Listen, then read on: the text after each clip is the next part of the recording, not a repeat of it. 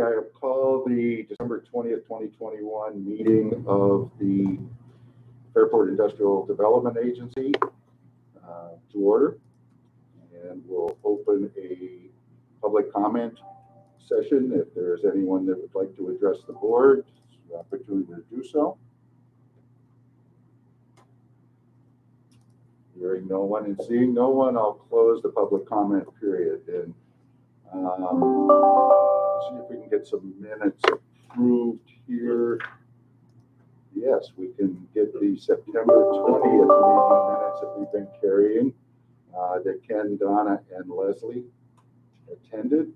Rob and I were not available, so we have a motion to approve those minutes.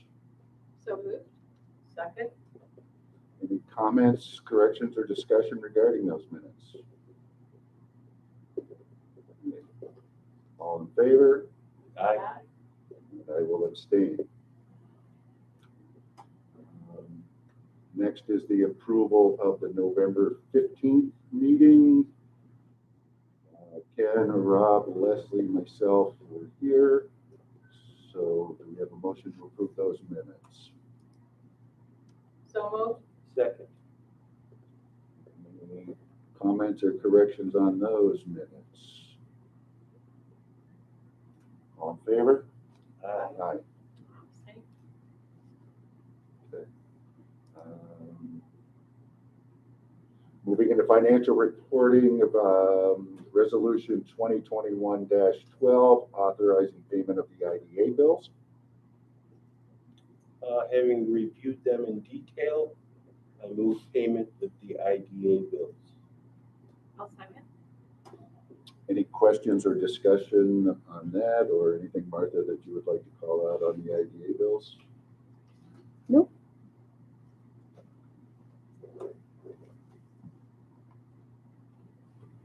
Hi, Rob. Hi, Russell.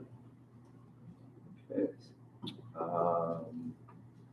All in favor? Aye. Aye.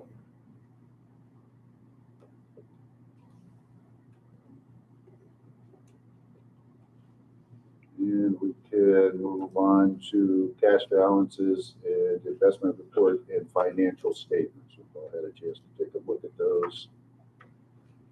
I just want to mention one thing. Actually, beginning with this month's board package, New York State required us to post our full agenda package. The full board package now is published to the web.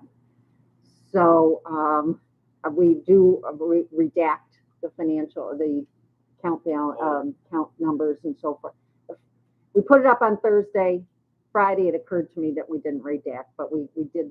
I don't think there's any issues, but we now have to put everything up there. And that is IDA only. No, it's all public authorities. Okay. So we'll go. I'll comment on that as we go through here. So we would be able to redact or something with our loans. Oh yes, Absolutely. yes, Any you'll see that. financials. Yep. Mm-hmm. Yes. So what some IDAs have done to avoid posting a lot onto their website has limited the documentation that goes up to the board. And then when they come to the board meeting, they have materials available to pick up hard copies. So kind of a choice of whatever you guys want to do. But, for instance, if you wanted to do financial reports, you could, instead of posting them, you could wait till you come to the board meeting. But again, you have to wait until the board meeting to see that material. So that's the only drawback. Okay. Yeah, and I don't know. I personally am comfortable getting them ahead of time, and I think probably other members of the board are, rather than coming in and looking at them at that time. Okay. So redact what we can. Right. Mm-hmm. Yeah. I'll talk a little bit more about the loans when we get into the URA or whatever and how we did that. But for example, on your cash investment reports, we have the last 4 digits of our account number. That's been redacted for the board package. And again, this is brand new. We've always been in compliance in the past. So I did also confirm that we have, with Tompkins, the switch to the brokerage account has happened. Seamless. It's all the same stuff. It's just classified differently within their system, and it's much less expensive because we won't be paying the advisory fees. So that's completed. I have a question about the P&L for the IDA, Okay. and it's got to do with account 6170, repairs and maintenance. Yep. Where we show an actual expense of 13,000. Right. A budget of nothing. Right. That was. How does that relate to the reserve that we created for repair and maintenance? Well, I classified it as repairs and maintenance because this was the work we had to do at the North Main parking lot and the butterfly garden Right. to try to salvage it. I call that. In my repair. mind, with the 25,000, that's more like we're saving for a project in the future. For example, we have our Thomas Creek Boardwalk Mhm. that we hopefully will That do you in get the grant 2022. Yes. So that's, that's the way I'm accounting for it. Okay, If I that just makes, wondered how you related the two. because I'm thinking, Donna was the one that told us, it suggested we put aside capital reserves for unexpected projects. And I think at this point with our cash flow and so forth, we can expense this item, not charge it against the reserve. That's how I feel about it. But absolutely, open to discussion on that. I don't have a problem. Okay. I just wanted to understand. Thank you. And the reserve is 25,000. Right. Mhm. Any other questions or discussion regarding the financials? Okay.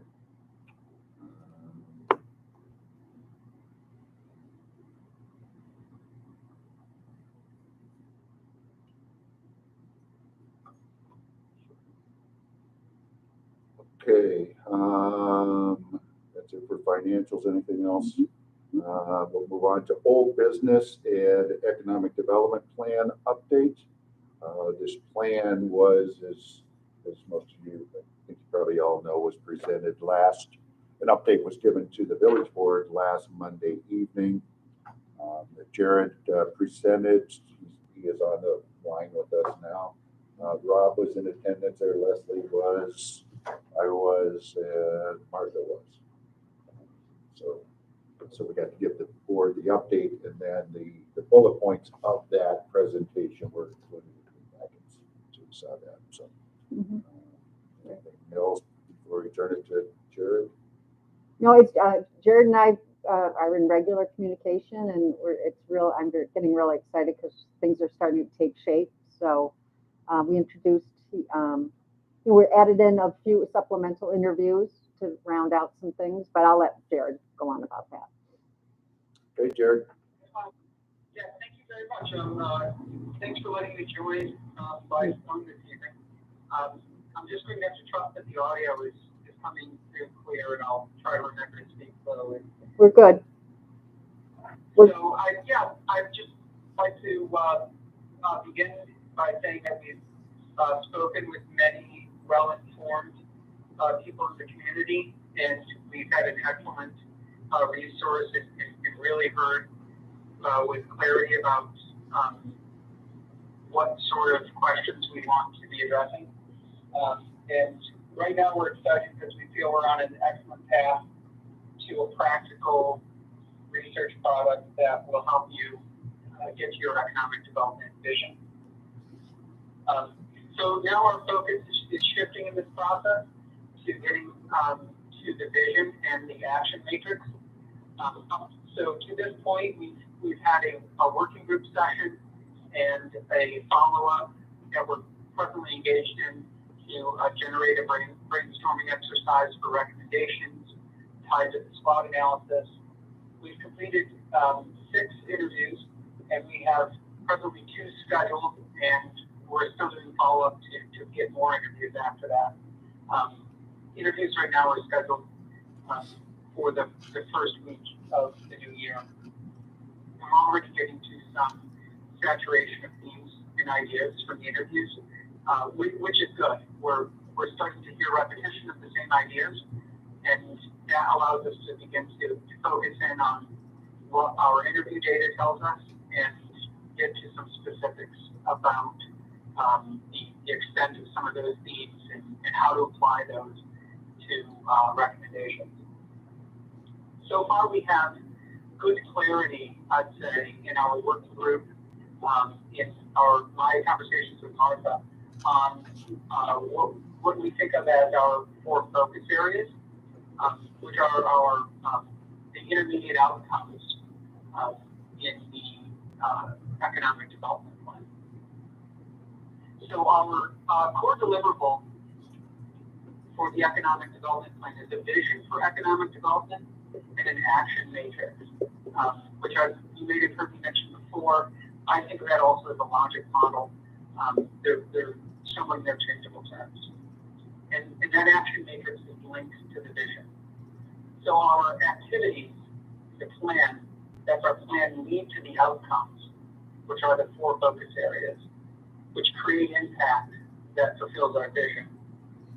And then working back from vision, our vision drives our strategic goals, which are based in intermediate goals and tasks and processes and actions. Our desired outcomes, which are our 4 focus areas, and their impacts. We've drafted those based on our interviews, on our multiple conversations, on our notes and outputs from our working group, from our own research and data, and also from our review of the existing documents like the economic development study, the comprehensive plan, and other market studies. And these 4 focus areas, I'd also like to point out, it's been an iterative process, and I think we're getting closer. It began as 5 focus areas for an outcome, with vision being one of them. And a conversation with Martha and a conversation with Kevin revealed that the vision needs to be driven by the focus areas of the outcomes. So it's a slight reorganization, but I think it gives clarity to our process. So these 4 focus areas are creating highly effective policy, planning, and enforcement, so that all places and assets are contributing to the work, life, and play in Fairport. Number 2 is creating housing options. And I'll use the term, I have an octogenarian friend who loves the term ages and stages. I don't know if that's the best term or not, but I like it. Creating housing for all ages and stages of life so that people can find a home in Fairport. Infill and reuse directed towards capturing opportunities in professional business services workers in the creative class. And fourth is adaptive reuse, addressing first floor retail and mixed use residential commercial opportunities in the village. So finally, our next steps are to finalize these 4 focus areas, which are our outcomes. And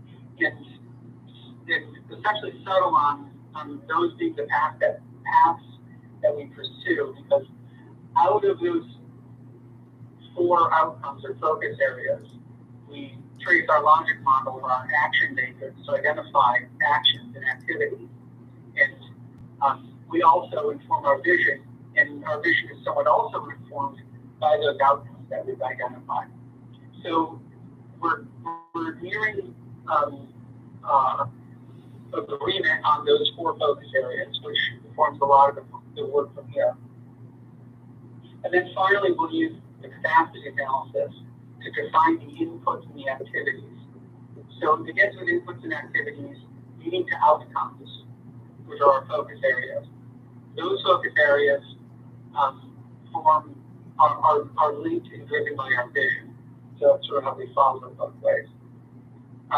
So that's the process that we're at now. I'm happy to take any questions now or through follow-up email. There were also some dates that we wanted to follow up on as well. I'll let Martha comment on that if we want to at this point. Does anybody on the board have any questions for Jared? I do. Yeah, go ahead, Don. Hi, Jared. This is Donna. I haven't been present or involved in the process, so excuse this question if it's a little outside the box. But I just wanted to know on the activities, you mentioned tasks, you mentioned activities, you mentioned inputs. I guess the question for me is, on the input level, well, on all the levels, I guess, are we going to identify the resources needed and the who, or is that for the board to do after we receive the plan? My understanding is that that's part of the scope of the action matrix of the logic model. And my understanding on that is based on some conversations I've had and a model that we looked at, which is an action matrix that we completed in Malta, that indicated the who of the activity. And that's going to be community-wide. Is that your vision, Martha, that's like, the who is going to be not just OSED or IDA, it's going to be all those resources in the community? Yes, in particular, we have to focus in on what we can do and what the village can do, especially around like their policies and procedures and enforcement and all of that stuff. So, Great. Not just OSED, right? And in the SWOT, we've determined, we early on identified internal and external issues. And so, that kind of plays into who the responsible parties are as well, or if there is a responsible party, or if it's general market conditions. And Yeah, that's an important point, and it is, it's critical to that matrix. You can't just say, yeah, let's do this, but you need to identify lots of additional information. I think that's what they're working towards. yeah. And I also asked Jared to within that action matrix say, absent this action, we should expect Y. So, for example,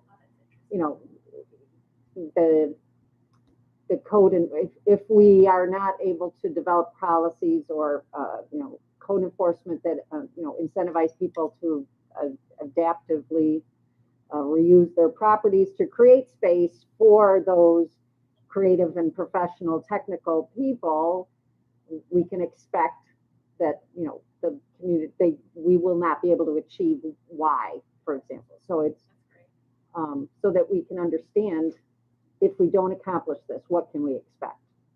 What will continue, or what will worsen? What would the outcome of that be? That's not going to be a huge piece, but it's an important. There was one particular conversation we had where it was very, I can't recall specifically, but it was important to me that it get in there that if we don't do this, then we can't do this. So that matters a lot. Yeah. So. And I would say that at the core of a number of our discussions has been to understanding that market changes, that the current position of the village to go forward in the direction that was outlined in the vision requires adaptations or changes or new policies. A good example, I think, that we talked about before is a particular approach or policy towards enforcement or regulations may have been sufficient for the prior growth of the village or what was taking place before, but we have to recognize in our analysis that what has changed and what the end state is going to be and how behavior has to change along with that, if that's clear.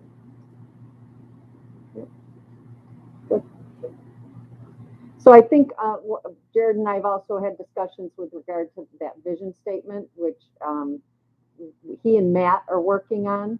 And I think the conversation we ended up on that he and Matt will send us out 3 versions, and we'll be able to work with those rather than those. That's an incredibly difficult process sometimes to come up with that, but they've got the body of work now and the research and so forth that they feel comfortable drafting those 3. I think we talked about statements, and then we'd have an opportunity to weigh in on those.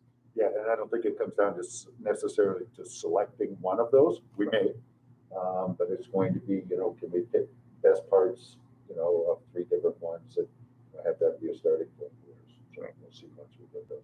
And it would go out to the board and to the working group for comment. I think we talked about. And I would, say not to expect any surprises in the vision statement. It's linked to the 4 focus areas. So as much as we're refining and iteratively designing those focus areas, those are going to be a part of the vision. So it's a matter of of balance. It's a matter of emphasis. It's a matter of wordsmithing. Some of those changes on the edges, but the general content will follow these priorities that we've discussed. Assuming that we don't make any further changes to those focus areas. And timeline-wise, Kevin, Jared, and I had a conversation last week, and we really felt that we didn't want to rush the process. So I had sent out something about the February meeting, and I've gotten some replies back, but we're looking at is it February 15th at 4:30.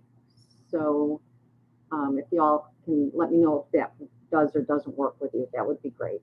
Some of you have already replied, but that's the target. Because originally we were going to have it adopted at the January meeting, but we're just going to go that extra little bit. So, okay. So we've got some of the members of the working group have homework that's due, but Jared assures us it's 30 minutes, 60 minutes maybe, max. Shouldn't be more than that. And then, what's that? I'll hunt them down. They'll hunt them down. Oh, okay. And then I imagine the vision statements would come out after the first of the year. And then we'd have time, before that January 15th meeting. But it's going very well. So. Anybody else on the board having done any more questions? It's fun stuff. So. I was on the live stream of the village board meeting. Okay, They good. presented it. Yeah. Leslie, we'll count on you for some wordsmithing. Rob, anything? Yeah, just curious more than anything, having never participated in a session like you guys are participating in, kind of your experiences in that working group, any aspects of it that you can share that have been pointed or meaningful to you guys as far as kind of being in the room and what that discussion's been like. I'm curious about that.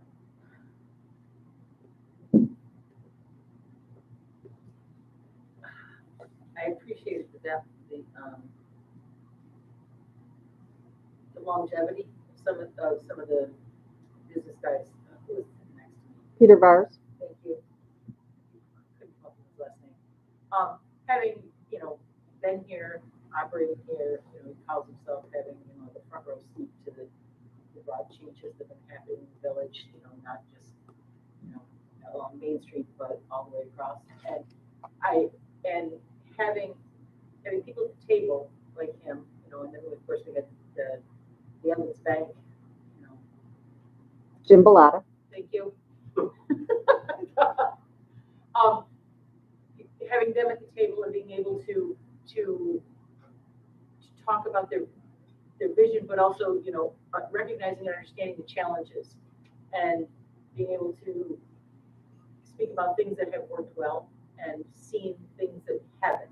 And that was, I think, we picked good people to be a part of this process, because they look forward with the experience of and the vision of, and having seen what works well.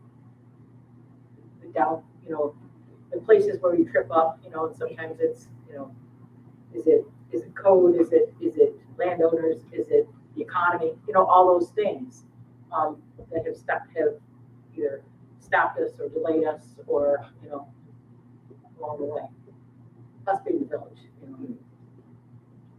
It was a pretty intense 2+ hours. 2.5 Yeah, hours. and we wanted more. 2.5 I hours. know. And I mean, it was rolling. It was pretty good.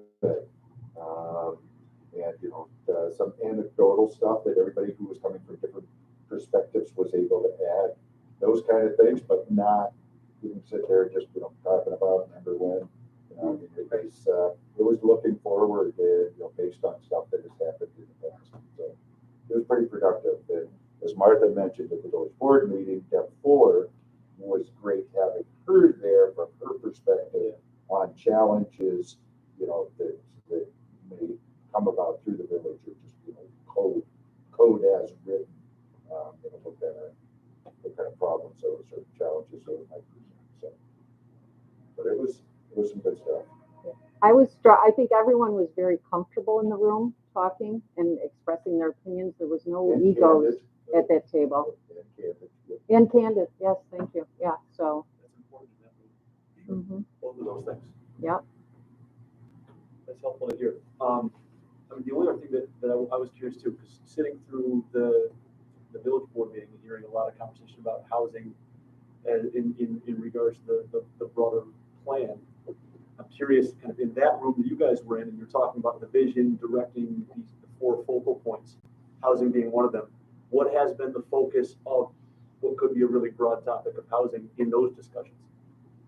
Middle market, the missing middle. Okay. Yeah, because again, we're in support of this is working to support the village's comp plan. And the big theme of the comp plan was that missing middle housing. So that's where our focus has been on in our discussion. And we did have a lot of discussion, and for one, I kind of, my eyes opened more. I was going into it thinking, okay, we're doing an economic development plan, and so let's talk about what are we going to do with mixed-use developments downtown. But as the conversation went on, it is much broader than that. What's happening on DeLand Part A, for housing availability there, has a direct effect on, so many parts of our economic development. So it's not just isolated to the central business district like I had in my head when we got into this. It broadened the scope. So it's important. I appreciate the time you guys are putting in. Anything else from anybody on the plan? Jared, any closing words? Anything?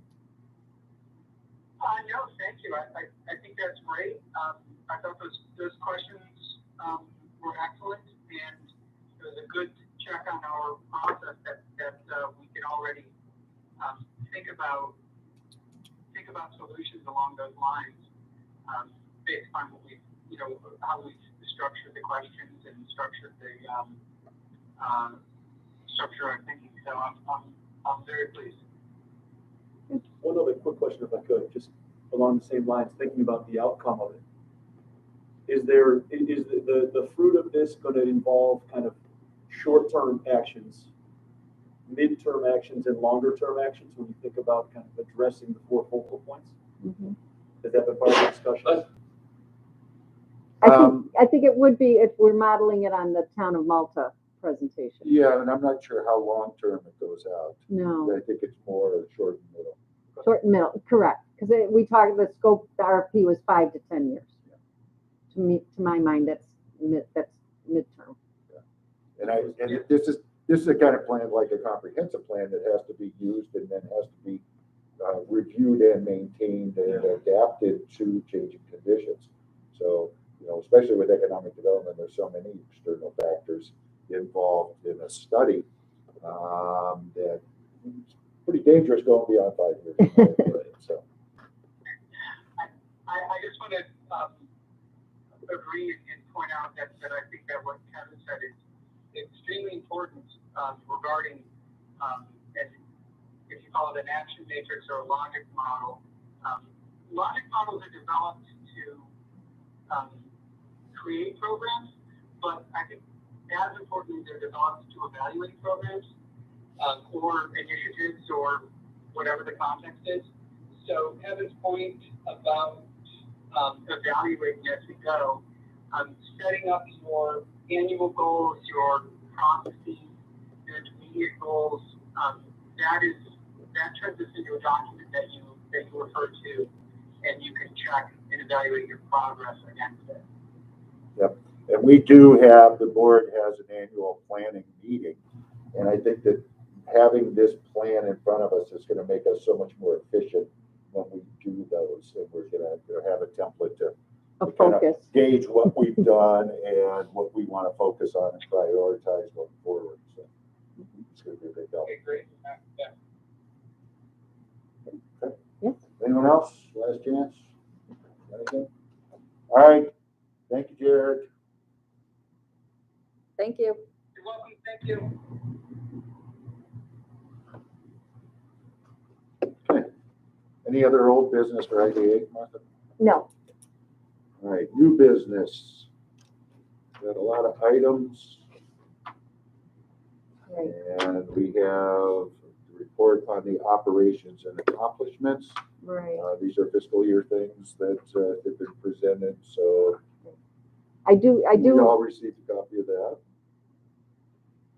I do like putting this together, actually, because we forget about what we've done over the last year. Last November, yeah.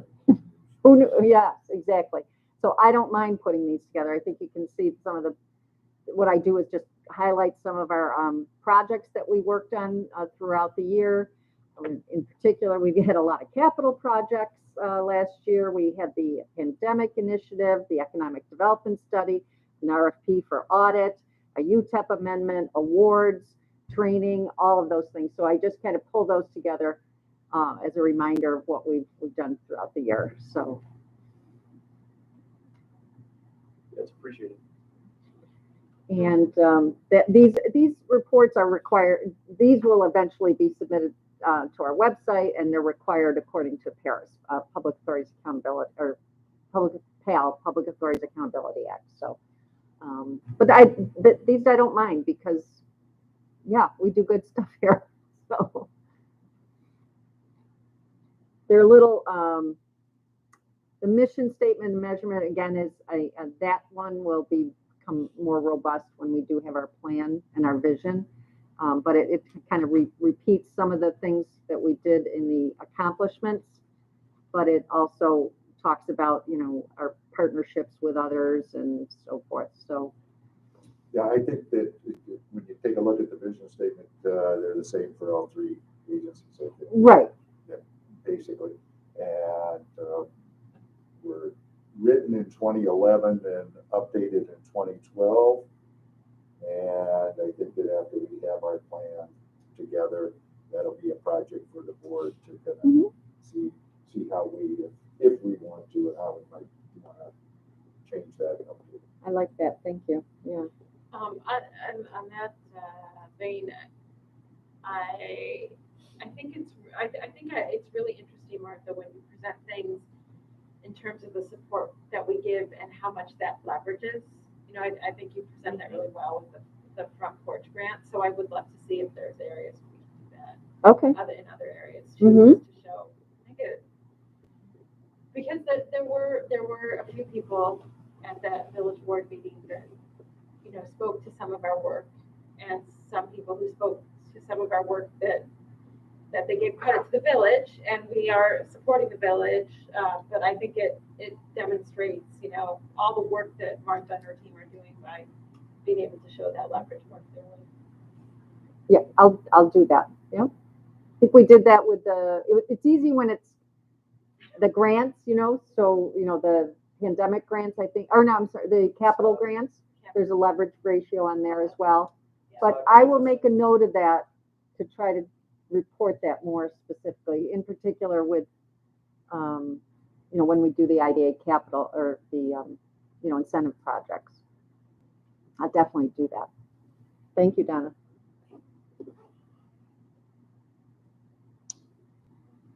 So did you want to go one by one on these, or just look at that as a group and say this is our Paris report? Well, the Paris report is separate.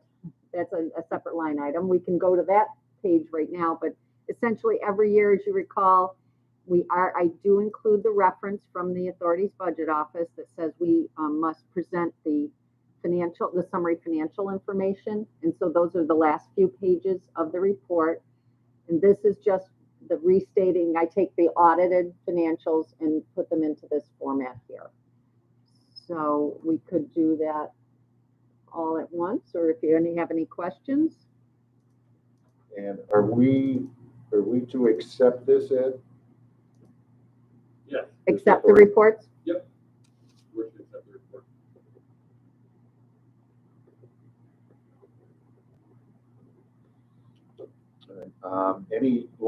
Do we want to go over the audit at all? Is there, I think I'd like to get these out of the way and then move to the audit as a separate. okay, so we would take a motion to approve, approve, whichever. Accept, I think. Yep. Mhm. Accept the report on operations and accomplishment and the management assessment of internal control structure and procedures, mission statement and measurement report. And stop right there. And Paris report. And the Paris reports. Mhm. If there is a motion for someone. I'll second. Any more discussion regarding those? All in favor? Aye.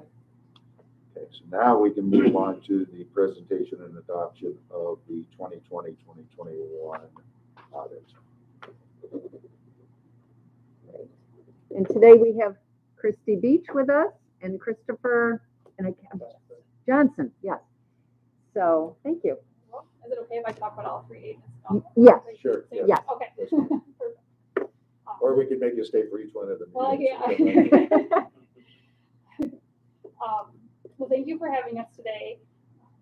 We're here, my name again, Christy Beach. I'm the director of the FPR group, and Chris Johnson is a partner in the engagement. And we're happy to present our results. We met with the finance committee last Monday, and we met with them for about an hour and went over everything in detail. We'll just go through a very brief summary today. I think you have my presentation in your packet, but I'll just hit the highlights. So we've substantially completed all of our audits of all organizations, all three agencies. As of September 30th, 2021, we conduct our audits in accordance with auditing standards generally accepted in the United States of America and in accordance with government auditing standards. Our objective is to obtain a reasonable but not absolute assurance that the statements are free from material misstatement. So basically, we look at a lot of things, we don't look at everything. The scope of our work was the same described in our engagement letter that Martha signed at the beginning of the audits. We will issue unmodified, which are clean opinions on all three financial statements for all of the agencies. We'll issue reports in accordance with government auditing standards and uniform guidance for the Urban Renewal Agency. We'll also issue investment examination reports that's another requirement of Paris for the Local Development Corporation and IDA. All records and information was freely available for our inspection, and management's cooperation was excellent. And, sometimes having new auditors come in, it's not always the easiest process because we're asking for a lot of new information, but I think it went very smoothly, and we worked very well together at that. Mm-hmm. When you look at each set of statements, the first footnote is our summary of accounting policy, practices, and policies of each organization. There were no major changes to report there this year. We also discussed significant estimates that is management's most difficult, subjective, or complex judgments. We think that those include the allowance for uncollectible loans receivable, notes receivable, the balance of compensated absences, any useful lives of your capital assets, and then for the URA, the other post-employment benefits, and the net pension liability calculation. There's also certain disclosures that are sensitive in nature for the Urban Renewal Agency. There's the note receivable footnote, as well as the pension plan and the OPEB, the post-employment health benefit. And then for the Urban Renewal Agency, we also had to do a restatement of last year's net position balance. There was a difference in calculation related to unearned revenue. I explained this in detail to the Finance Committee. But in talking with Jennifer and Martha, we decided that it was necessary to restate last year's balances for this difference. It was something that when submitted to REACT to HUD, they also agreed with the way that we were presenting it, so that's the decision we made there. For the IDA, the note receivable and lease receivable, and then for the LDC, also the loan receivable is the most significant disclosure. As far as corrected misstatements that we had to make, for the IDA and the LDC, there were only small items, nothing material in nature, so everything has been made on the agency's end, so our numbers are in line with the audit. For the Urban Renewal Agency, we make adjustments for the pension plan and the OPEB plan and also the restatement. So those are the material items to report. I also want to focus on, we spend a lot of time working on the Section 8 housing cluster for the Urban Renewal Agency. We perform a single audit, a federal single audit, because anytime you have federal funds over $750,000, you're required to have a federal single audit. We spend a great deal of time on that. We go into extreme detail with Jennifer's files. We test eligibility, allowable costs. We look at the waiting list. We look at rent reasonable, housing quality enforcement, all the reporting. Jennifer's files were in excellent condition. She has a great understanding of what's required. She's very organized and was able to get me everything I needed for that. We look at 40 files, and it takes it's a lot of time on her part to get me all the information I need. So we didn't have any findings on any of her files or any of that information to report. We had one small finding, which we do have to label as a significant deficiency. It's something that HUD's expecting because there is one special test and provision related to a depository agreement that there's a form that needs to be filled out, and somehow it's never been completed. But I know that as soon as we realized it, Jennifer handled it with the bank, and I think is having you guys approve it tonight. So we do have to report that finding. However, it's already been resolved. So and our comments note that as well. So. But I think it's very important to note that there's nothing else to report. There's no eligibility findings and everything. Also, we consider internal controls over financial reporting. We don't express an opinion on controls, but if something were to come to our attention that we thought was important to share with you, we would do in this format. We don't have any material weaknesses to report. As I mentioned, the depository agreement is a significant deficiency. We also, for the LDC, had one item to report that is a significant deficiency related to collateral. All cash has to be within the FDIC coverage limits. For the local development corporation, at year end, there was a portion of the savings account that wasn't fully covered by the FDIC insurance limits. Since then, Martha, once she realized it, had moved some bank accounts around to make sure that she stays in compliance, and then has a new control in place, I believe, on your cash report each month to make sure that doesn't happen again. So that's also, while it is a finding because that happened as of September 30th, it's something that has been resolved at this point. And then the last is just an item to note is just a suggestion related to the dating of approval on the invoices and the vouchers. I know that the board approves them. I know Mark approves everything before they go out with a signature, but just noting the actual date of approval is important for my standpoint, just to see the timing of when things go out. So overall, I just want to say thank you to Martha and Jennifer and Lily for making our audit go smoothly. We'll have everything completed after you approve today, and we can file up with Paris and look for you. Anyone have any questions?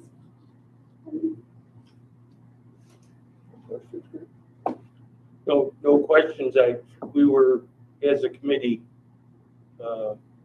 pleased with the results of the audit and everything that we learned in our meeting last week. As Christy said, unqualified opinion. And if you look at the numbers, and we did, of course, they're pretty much what we would have expected them to be. There's no surprises.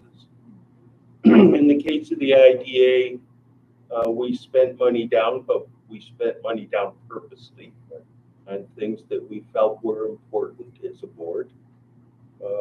And the URA kind of held its own, and the LDC, I would say, flourished. So, it was a good report. Happy to hear it. And glad that we didn't experience any issues. I would just ask, with regard to our adjusting journal entries at the year end, they were nominal. They were a handful. Yes, for the IDA and the LDC, I think maybe there were 3 small items, but just little things, nothing. They were, none of which were material. Nothing were material, just kind of fixing up a couple of bookkeeping things, I would say. And then for the URA, those are all items to be expected. I mean, maybe not the restatement, we wouldn't expect that every year, but the pension and the OPEB, those are things that you rely on us to do. that will happen every year, but nothing that we found is an error to report. And I do want to report to the board that the work that they did to ensure that Jennifer's filing with HUD, the FAS or REACT, whichever one it is, which is a nightmare, went beautifully this year with their help. It was really tremendous. So, And the use of technology, right? yep, that was easy. And that got us through our email issues. So, yes. So internally, we were very pleased with the group. They were not disruptive to us at all. They kept their questions were all organized, and we were able to answer them and get right at them. They weren't scattershot. So it was a good relationship. But they asked a lot of questions, which is great. That's what they're supposed to do. Yeah. So. Well, thank you very much. We enjoyed that too. Anything else from anyone on the board? Do we have to move? Yeah. to Accept the financials? Yes? Yeah. On behalf of our committee, I will accept. Any further discussion? All in favor? Aye. Thanks for your help and your work on this. Thank you. Thank you. We'll see you next year. Yes. Any other new business for the idea? Well, it's semi-new business. I forgot to report, and I believe I sent out an email, but I just wanted to get it to the minutes, is that we were awarded a $52,000 grant through the CFA process for the boardwalk renovation of Thomas Creek. So, excited about that. And have you heard any more other than that there may be awards coming? Has anybody refined that, the additional awards? No. They said that No. it was just that statement. That's That related to one of the LDC applications, but yeah, there are additional awards to be made. When the awards were announced last week, they come out of the governor's office, and they've been very busy with COVID, obviously, but they will be making additional awards. They've only awarded, I think, around 200 million out of the 585 or something like that. So there's a lot more to be awarded. So. anyone have anything else for idea? I'll take a motion to adjourn. So moved. Second. All in favor? Aye. Thank you.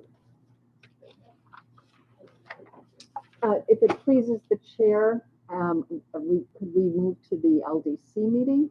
Anita O'Brien has joined us to talk about her. We can do that. Okay. Let me. So I'll call the December 20th,